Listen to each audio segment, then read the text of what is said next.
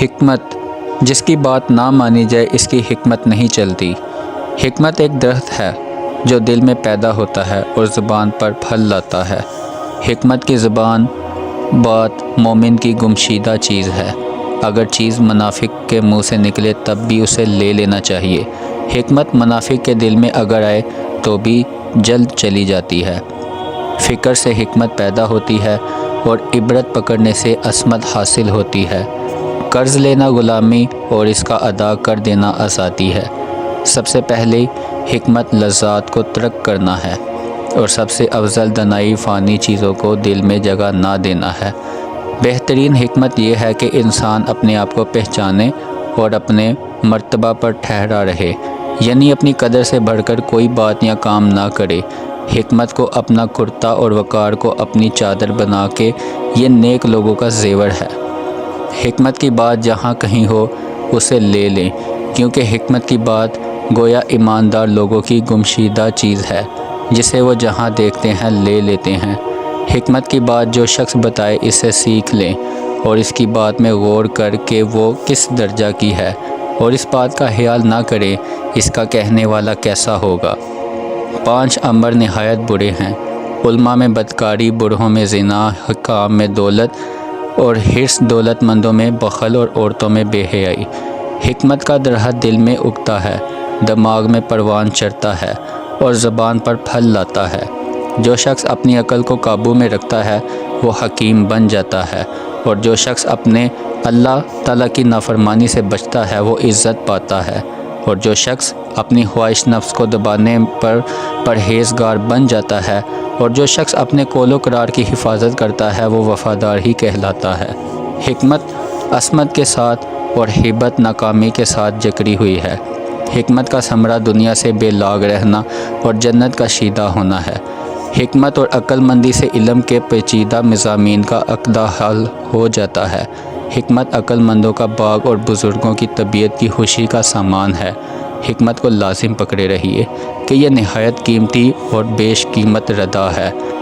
پہلے اندازہ کر اور اس کے بعد کاٹ، پہلے فکر کر اور اس کے بعد بول، اور پہلے خوب دیکھ بھال لے پھر کام کر۔ جس راستہ میں بھولنے کا اندیشہ ہو اس کا نام نہ لے۔ وہ تھوڑی سی چیز جس کی ضرورت ہو اس بہت سی چیز سے بہتر ہے۔ جس کی کوئی حاجت نہ ہو سب سے بڑا عطیہ وہ ہے جس کے پہلے ٹال مٹول اور اس کے پیچھے منت رکھنے کا وبال ہے۔ خوشی ہے اس شخص کے لیے جس پر مشتبہ کام مخفی اور پوشیدہ نہ ہو۔ بے شک طلوع کرنے والے نے طلوع کیا، چمکنے والا چمکا، ظاہر ہونے والا ظاہر ہو چکا ہے، اور ایک طرف جھکنے والا سیدھا ہو گیا ہے۔ اس تھوڑی سی چیز سے جو تمہیں ناپسند ہو مت گھبراؤ، ورنہ وہ بہت سی ایسی چیزوں میں ڈال دے گی جن کو تم پسند نہیں کرتے۔ کلمہ حکمت حکیم کی مفقود چیز ہے، بس جہاں کہیں ہو وہ اس کا طلبگار ہے۔ کلمہ حکمت عقل مند کی گمشدہ چیز ہے، بس جہاں کہیں ہو وہ اس کے لائق ہے۔ حکمت ایک بچاؤ ہے اور بچاؤ ایک عمدہ نعمت ہے۔ وہ شخص اپنے مخالفوں کی جدائی پر کس طرح صبر کر سکتا ہے جو حکمت سے بہرا ہو۔ علم دین۔ حکمت کا سر لوگوں میں مدارت اور صلح رکھنا اور ایمان کا سر ان کے ساتھ احسان کرنا ہے۔ حکمت کا سر حق کو پکڑنا اور جو شخص حق پر ہو اس کی بات کو مان لینا ہے۔ حکمت کا ثمرہ یہ ہے کہ آدمی بھلی بات کہے اور حلقے خدا کے ساتھ نرمی سے برتاؤ کرے۔ جب آدمی کی حکمت و عقل مندی مضبوط ہوتی ہے تو نفسانی خواہش کمزور ہو جاتی ہیں۔ بیماری بدن کے لیے ایک قید ہے۔ حکیم زیادہ تر اس وقت تک تھکتا ہے جب وہ بیوقوف سے ہم کلام ہو۔ دین کو محفوظ رکھنا علم معرفت کا پھل اور حکمت و دانائی کا سر ہے۔ دوستو، آدمی کی حماقت 3 چیزوں سے معلوم ہوتی ہے: فضول و بے معنی باتیں کرنا، جو بات نہ پوچھو اس کا جواب دینا، بے سوچے سمجھے ہر کام کو شروع کر دینا۔ جو شخص کمینوں کے مجمع میں جاتا ہے وہ ذلیل و خوار ہو کر ہی رہتا ہے۔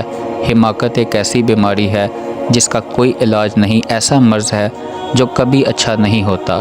خود بینی حماقت زیادہ مذاق، بے وقوفی اور سخاوت، مروت اور بزرگی کی نشانی ہوتی ہے۔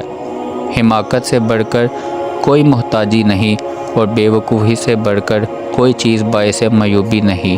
بڑا احمق وہ ہے جو دوسروں کی برائیوں کو برا سمجھے اور خود ان پر جمع ہوا ہو۔ حماقت نہایت برا ساتھی اور برائی بہت بڑا دروازہ ہے۔ ہلاک کرنے والی چیز کے پیچھے پڑنا حماقت کا نشان ہے۔ سب سے بڑھ کر تنگ دستی حماقت اور سب سے بلند قدر چیز صداقت ہے۔ زیادہ مضر چیزیں حماقت اور نہایت بری چیز بیوقوفی ہے۔ فکر و فاقہ کی حالت میں تکبر و غرور کرنا کمال درجہ کی حماقت ہے۔ نہایت متلون مزاج ہونا حماقت اور بیوقوفی کی علامت ہے، اور مصیبت میں صبر کرنا خوبی تباہ کا نشان ہے۔ جو شخص اپنی حکومت کے وقت اترتا ہے وہ اپنی حماقت ظاہر کرتا ہے۔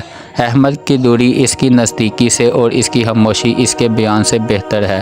کثرت حماقت سے لوگوں کے ساتھ دشمنی اور بغض پیدا ہو جاتا ہے۔ عمل کے بغیر جنت کی طلب حماقت اور اسحاق کے سوا تعریف کی طلب نادانی اور جہالت ہے۔ جو شخص ایسی چیزوں کا خواستگار ہوتا ہے کہ جن کا وہ مستحق نہیں ہوتا تو وہ محرومی کی سزا ہی پاتا ہے۔ جو چیزیں سننے میں آئیں ان سب کی لالچ نہ کیا کرو، یہ بہت بڑی حماقت و بیوقوفی ہوتی ہے، اور جو چیزیں فنا ہونے والی ہیں ان کی خواہش نہ رکھیے، اس قسم کے خیال سراسر نقصان اور زر ہیں۔ حماقت کے سوا ہر ایک قسم کی محتاجی کا تدارک ہو سکتا ہے۔ جو حماقت کے کام زیادہ کرتا ہے لوگ اس سے رذیل خیال کرتے ہیں۔ جو چیز سننے میں آئے اس کا طمع نہ کر، کیونکہ یہ نہایت بڑی حماقت ہے۔ جو محتاجی حماقت کی وجہ سے ہو اس کو کوئی مال کچھ فائدہ نہیں پہنچاتا۔ جزاک اللہ۔